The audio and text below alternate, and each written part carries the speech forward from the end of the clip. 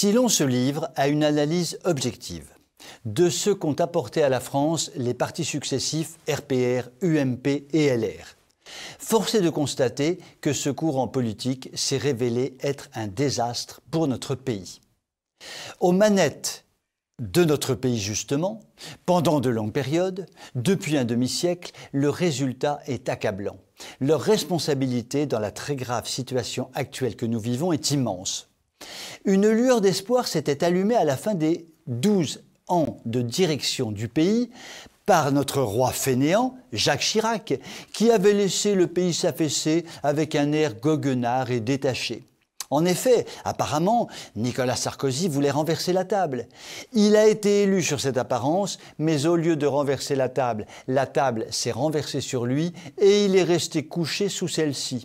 Le bilan objectif de son quinquennat s'est révélé désastreux et a ouvert les portes du pouvoir à un socialiste. Comment s'appelle-t-il déjà ? Oui, ça me revient, François de Belgique. Non, François Hollande, ça y est, ça m'est revenu. François Hollande, remplacé par Macron Nord-Corée du Nord, qui s'efforce avec constance de terminer le travail de déconstruction de notre cher vieux pays. Au milieu de ce séisme, patauge le Parti républicain, dont les idées droito-centro-gaucho se résument en une unique idée fixe. Aucune alliance avec l'extrême droite. Il en résulte que les électeurs de ce parti sont complètement déboussolés, car ils ne savent pas pour quelles idées ils votent quand ils votent pour lui. À cet égard, les Républicains représentent pour la droite authentiquement conservatrice le plus grand danger qui soit, car ils bloquent en définitive le jeu politique normal qui consiste à dire les choses comme elles sont et agir en conséquence. Ce parti est donc éminemment nuisible et il faut espérer qu'il disparaisse en se scindant en deux. Une moitié viscéralement macroniste se raccrocherait à LREM et l'autre moitié viscéralement conservatrice se raccrocherait à Zemmour ou à Marine au choix.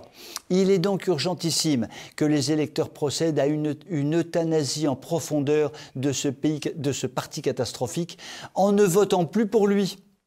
Le problème est que la bête blessée risque de tout faire pour vivoter encore, car elle distribue en abondance à ses affidés les postes, les rémunérations, les voitures de fonction, les bureaux de son siège parisien et tant d'autres choses encore.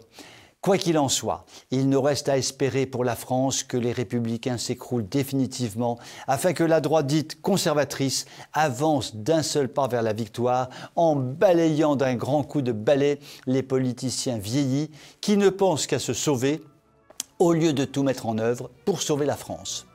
Je vous souhaite une très bonne soirée.